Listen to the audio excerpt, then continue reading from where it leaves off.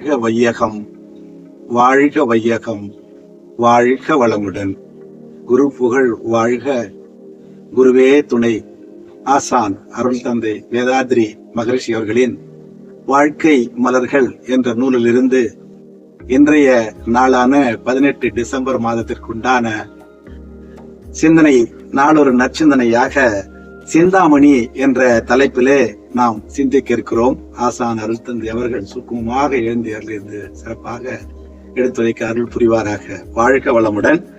சிந்தாமணி சிந்தை மணியான நிலை என்று கூறுகிறார். காமதேனு, கற்பகம், சிந்தாமணி என்ற வரிசையிலே சிந்தை மணியான நிலையை தான் அருள் தந்தை வேதாத்ரி மகரிஷி அவர்கள் நமக்கு தெளிவாக விளக்குகிறார்.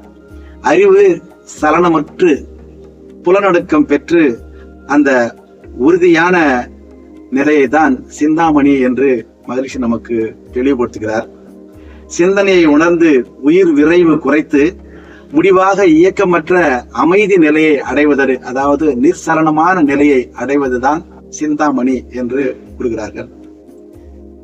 இறைநிலையோடு கலந்து மெய்ப்பொருளாகவே மாறிவிடவும் இந்த நிலை நமக்கு பேருதவியாக இருக்கும். தனது இருப்பு நிலை மற்றும் அண்டங்களுக்கு அப்பால் உள்ள மெய்ப்பொருளோடு இணைந்து முழுமை பேர் அடைவதுதான் சிந்தாமணி என்று சொல்வார்கள்.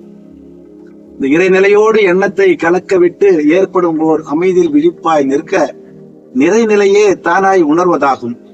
நித்தம் நித்தம் உயிர் உடலில் இயங்கு மட்டும் உறைந்து இந்நிலையில் பழகிக் கொள்ள உலக இன்பங்களில் அளவு கிட்டும். கரை நீங்கி அறிவு மெய்ப்பொருளாய் நிற்கும், கரைந்து போம் தன்முனைப்பு என்று மகரிஷி அவர்கள் இந்த ஜீவாத்மா அந்த பரமாத்ம நிலையை அடைய வேண்டும் என்று கூறுவார்கள். தேவைக்கும் இருப்புக்கும் இடையே உள்ள இந்த தெய்வீக தொடர்பு, அதன் ஒழுங்கு அமைப்பை ஆன்மா உணரும் நிலையே தான் சிந்தாமணி என்று கூறுகிறார்கள். இதுதான் ஒரு மனிதனுடைய முழுமை பேரும் ஆகும்.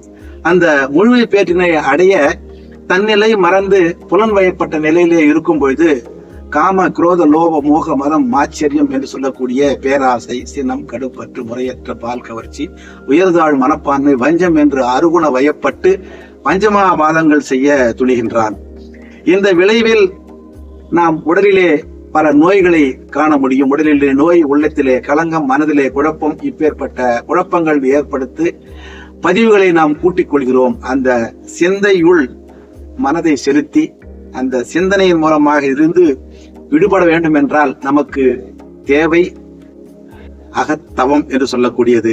அந்த தவத்தின் மூலமாக மனதினை ஓர்மை நிலைப்படுத்தி அதற்கு ஆங்கிலத்திலே கான்சன்ட்ரேஷன் அப்படின்னு சொல்லுவாங்க. பிறகு அதை அடக்க நிலைக்கு உயர்த்தி மெடிடேஷன் செய்து அந்த ஒடுக்க நிலையை அடையணும், சமாதி நிலையை அடையணும் என்ற ஒரு நோக்கத்தோடு அருட்தந்தை அவர்கள் நமக்கு ஓர்மை நிலை, அடக்க நிலை, சமாதி நிலை என்ற விதங்களிலே அகத்தவத்தை நமக்கு மனதினை அடக்கக்கூடிய, அறியக்கூடிய பயிற்சிகளை கொடுத்திருக்கார். அறிவு ஓர்மை பெற்று அடங்கி லயமாகும் பயிற்சி தான் ஆலயம் அப்படின்னு சொல்லுவாங்க. அதுதான் ஆலயம், ஆன்ம லயம் அப்படின்வாங்க. இந்த ஆன்மா, இந்த ஜீவாத்மா இந்த பரமாத்மாவோடு லயமாவதுதான் ஆலயம் அப்படின்னு சொல்றாங்க. ஆகவே இப்பேற்பட்ட சிந்தனையை நாம் அறிவில் தெரிந்த அறிவை உயர்த்தி கொண்டு ஆறாவது அறிவின் சிறப்பை உணர்ந்து கொள்ளவே அந்த மெய்ப்பொருளே தன் சுயத்தை அறிந்து கொள்வதற்காக இந்த பிரபஞ்சம் என்னும் நந்தவனத்திலே பூத்த மனித மலராக வந்திருக்கிறது. ஆறாவது அறிவின் சிறப்பை உணர்ந்து வகுத்த வழியே வாழ்ந்து அந்த இறைநிலையோடு லயமாக வேண்டும். அதற்கு தான் நாம் சிந்திக்க வேண்டும். அந்த சிந்தையுள் மணி என்ற சிந்தாமணியை நாம் போற்ற வேண்டும். அந்த சிந்தனையை உயர்த்தி கொண்டு மனதை அமைதி நிலைக்கு உட்படுத்தி சமாதி நிலை அடைந்து முழுமை பேறு அடைவதே நம் வாழ்வின் நோக்கமாகும் என்று அருட்தந்தை அவர்கள் நமக்கு அருமையாக புரிந்து கொள்ளக்கூடிய வகையிலே அருள் இருக்கின்றார். ஆகவே ஆசான் அருள்தந்தை அவர் வழி நின்று அவர் கற்றுத்தந்த பயிற்சிகளை நாம் கடைபிடித்து பிறருக்கு கற்பித்து வாழ்ந்தோமேயானால் அதுவே நாம் செய்யக்கூடிய குருவுக்கு செய்யக்கூடிய குரு காணிக்கையாகி அமையும் என்று கூறி சிந்தனையை நிறைவு செய்து கொள்கிறேன். நன்றி. வாழ்க வளமுடன்.